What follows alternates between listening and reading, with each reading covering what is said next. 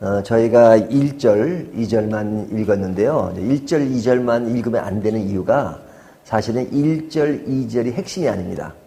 뒤에 나오는 이제 3절부터 나오는 32절까지 그 족보가 핵심이에요. 그러면 1절과 2절은 어떤 의미를 담고 있는가? 이것은 하나님이 인간을 창조하셨고 에덴 동산을 만드시는 어떤 핵심적인 그리고 주된 그 목적을 기록한 것입니다. 그러니까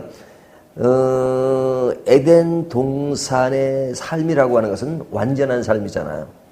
하나님이 통치하시는 완전한 삶, 그리고 아름다운 삶, 아름다운 세상이라고 말할 수 있습니다. 그런 가운데 인간을 어떻게 만드셨느냐? 하나님의 형상과 모양대로 만드셨다. 이것이 진정한 인간의 모습이에요. 흙으로 지으시고 생기를 부어 넣으셨기 때문에 인간이 아름다운 것입니다. 그래서 그 생기가 빠져버리면, 하나님의 영이 빠져버리면 그냥 흙이에요, 흙. 하나님은 만물을 다스리도록 만드셨잖아요, 인간을 통해서. 그러면 인간은 흙도 다스리는 겁니다. 근데 그 다스림을 받는 흙을 원자재로 해서 인간이 만들어졌으면 흙이 조상이 되는 거잖아요. 그러면 얼마나 어리석고 이게 무의미합니까? 근데 인간은 단순한 흙이 조상이 아니라 하나님의 생기, 하나님의 영이 하나님의 모양대로 창조되었기 때문에 우리가 가치가 있는 겁니다. 그래서 흙을 다스릴 수 있는 거예요. 자, 그런데 이제 그 다음 족보가 왜 중요하냐면, 자, 지금 상황이 어떤 상황입니까? 에덴 동산에서 쫓겨난 에덴 동편의 이야기잖아요. 그러니까 앞에 이야기에 이제 가인의 족보가 나옵니다.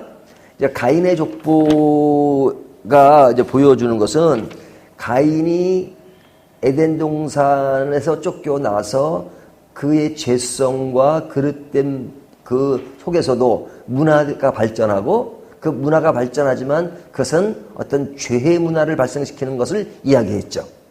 자, 그런데 이제 오늘은 제일 처음에 나오는 얘기가 3절. 아담은 130세에 자기의 모양 곧 자기의 형상과 같은 아들을 낳아 이름을 셋이라 하였고 그러죠. 자, 앞에 아들 가인과 아벨이 기록되지 않죠? 에덴 동산에서 나온 이후에 나온 아들이 셋이에요. 그래서 가인이 아벨을 죽이고 아벨이 죽은 후에 이제 그 사건이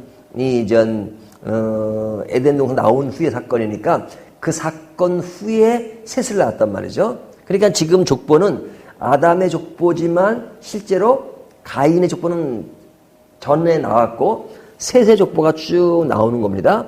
셋의 족보를 통해서 지금 시사하는 바가 있어요. 그것은 뭐냐면 하나님의 은혜가 강조되는 겁니다. 자세히 들여다보면 하나님의 은혜, 가인의 후예에 어떤 인간의 죄성이 있지만 또 뭐 다른 후예라도 마찬가지예요. 셋의 후예라도 인간이 완전하지 않잖아요. 하지만 그런 가운데 하나님의 은혜가 어떻게 펼쳐지고 있는가 하는 것을 보여주는 겁니다. 그래서 그 앞에 전제가 인간은 하나님의 형상대로 받은 존재다, 만들어진 존재다. 그런데 타락 이후에 하나님이 이제 그들을 어떻게 이끌어 가시는가 하는 것인데요. 자, 3절부터 36절까지에 보면 특징이 있습니다. 어떤 특징이 있어요? 여기 보면 셋을 낳은 후 800년을 지내며 자녀들을 낳았으며, 낳은 것이 있으니까 족보가 이어지는 거죠. 낳음이 없는데 족보가 이어지진 않죠. 그런데 낳음으로만 끝나는 것이 아니라 그 다음에 5절 그는 930세를 살고 죽었더라. 그러죠. 그러니까 죽음이라는 것이 등장해요. 낳았고 죽었고, 낳았고 죽었고, 낳았고 죽었고. 이것이 죽는 것이 왜 죽게 됐어요? 인간의 타락으로 죽게 된 것입니다. 그러니까 하나님이 그 선악과를 따먹은 그들에게 너는 정령 죽으리라 그랬죠. 죽으리라 그랬잖아요. 근데 그걸 먹고 바로 죽지 않았죠? 여기 아담이 오래 살았어요. 굉장히 오래 살았다고요. 그 당시에 나이는 진짜 뭐 요즘 뭐 좋은 약 먹고 막 그래가지고 뭐 100세 시대니 그러지만 그때랑 비교할 수가 없죠. 예? 무드셀라는 거의 1000년 가까이 살았어요. 그러니까 그들에게 이제 이어지는 일이 이제 죽는 일이 있다고. 죽는 일. 죄의 대가로 죽는 일이 벌어졌습니다. 그러니까 에덴 밖에서의 일이 죽는 일이 있는데 그들이 바로 죽지는 않았지만 계속해서 죽을 수밖에 없는 그런 상황을 보여준단 말이죠. 바로 죽지 않아서 하나님의 그것이 이루어지지 않는 것이 아니에요. 자, 그런데 죽는다는 것은 어떤 죄의 결과인데 여기 보면 24절을 보시면요. 독특한 것이 하나 나옵니다. 에녹이 하나님과 동행하더니 하나님이 그를 데려가심으로 세상에 있지 아니하였더라. 그렇죠? 에녹의 이야기를 통해서 하나님이 그를 세상에 두지 아니했다 하는 거예요. 하나님이 데려가셨다. 이 얘기는 죽지 않았다는 얘기입니다. 에녹을 데려가셨다. 하나님의 나라로 그를 데려가셨다. 죽지 않고. 그러니까 죽는 것이 인간의 죄에 대한 결과라면 죽지 않았다는 이야기는 뭐예요? 하나님이 그런 가운데 은혜를 펼치셨다는 거죠. 그 은혜를 암시하는 겁니다. 은혜를 암시하는 겁니다. 다 죽어요, 다 죽어. 인간은 다 죽어요. 하지만 죽지 않게끔 특별한 일을 통해서 하나님의 관심이 어디인가? 그들의 잘못으로 저주로 죽음이 왔지만 그러나 하나님은 그들을 살리겠다는 의지. 다르게 말하면 하나님의 은혜가 지금 이렇게 스며 있는 거죠. 서려 있는 거죠. 이것이 에녹의 모습에서 잘 드러나고 있습니다.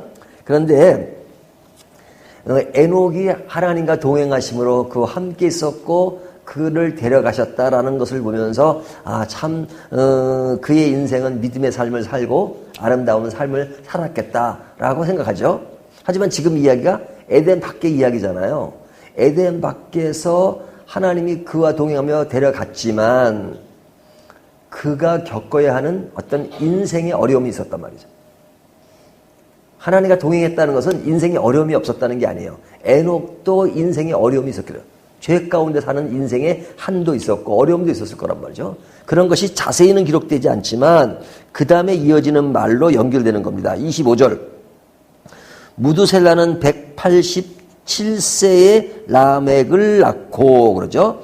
자, 무두셀라가 나오죠. 이 무두셀라는 누구의 아들이에요? 에녹의 아들인 거죠. 그러니까 에녹의 아들인데 이 성경 말씀은 자세히 기록되어 있지는 않아요. 하지만 그 이름 속에 포함된 신앙적 의미가 있어요. 그 의미가 뭐냐면 이 무두셀라의 그 뜻이 뭐냐면 그가 죽으면 심판이 온다는 이야기입니다. 그가 죽으면 심판이 온다는 겁니다. 그러면 하나님과 동행한 에녹에게 하나님이 무두셀라를 낳았을 때 그의 이름을 무두셀라라고 하라. 그의 뜻은 그가 죽을 때 심판이 올 것이라고 이야기했을 가능성이 많습니다. 그러면 무두셀라가 언제 죽었느냐? 뒤에 나오는 노아 홍수 때 죽었습니다. 계산을 해보면 무두셀라가 노아 홍수 때 죽었어요. 그러면 노아 홍수 때는 하나님의 심판이 이루어지는 거잖아요. 근데 에녹에게 아들을 낳게 하시고 그가 죽으면 심판이 온다는 메시지를 주셨을 때는 그를 보고 그의 신앙을 유지할 수 있는 하나의 밑바탕이 되게 만드신 거죠. 자, 제가 이제 이것은 그 종말론에 관한 이야기를 할 때 꼭 이 예를 드는데 무두셀라가 죽으면 심판이 옵니다.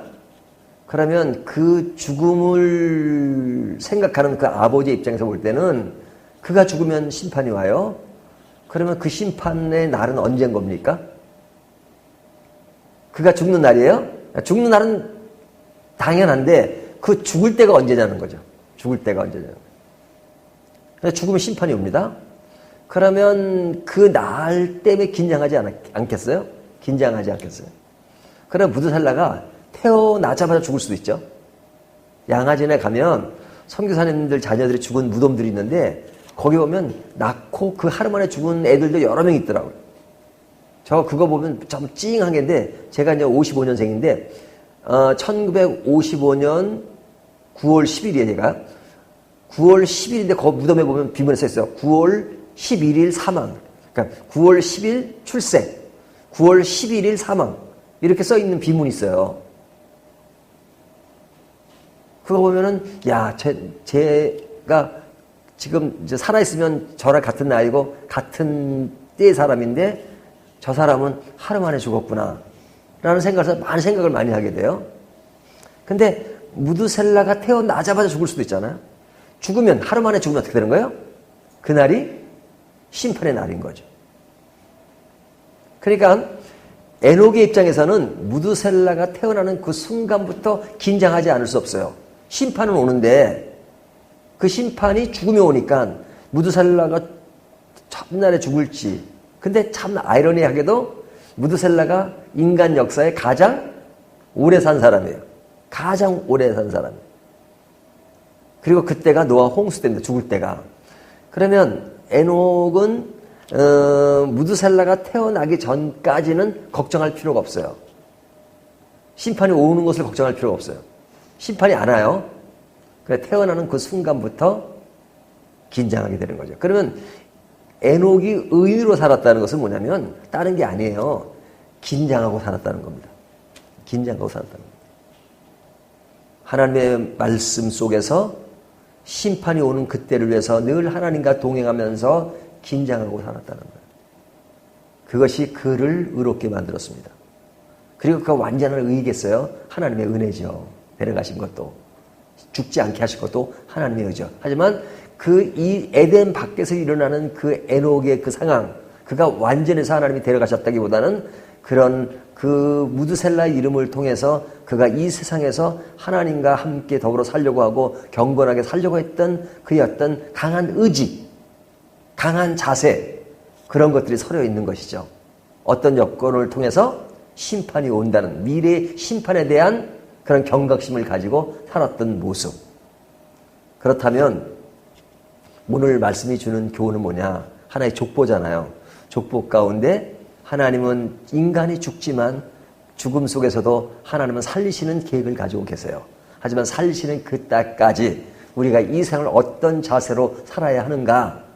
그냥 하나님의 은혜로 주셔서니까 우리는 때가 되면 하나님의 천국 간다 이렇게 생각할 것이 아니라 그때를 늘 준비하는 자세, 경각심을 가지고 하나님의 어떤 은혜를 주시니까 나는 아무렇게나 살아도 되겠다는 것이 아니라 더욱더 하나님과 동행하고 하나님을 의지하면서 하나님의 나라가 이 땅에 펼쳐지는 것을 가장 아름다운 소망으로 들 수 있는 것, 이것이 믿음의 사람들이 지켜야 될 삶의 여정이다 하는 것을 본문이 말씀해주고 있는 것입니다. 오늘 이 말씀을 따라서 우리도 이런 삶의 여정 속에 우리의 족보를 튼튼하게 지켜가는 저와 여러분이 되시기를 주님의 이름으로 축원합니다.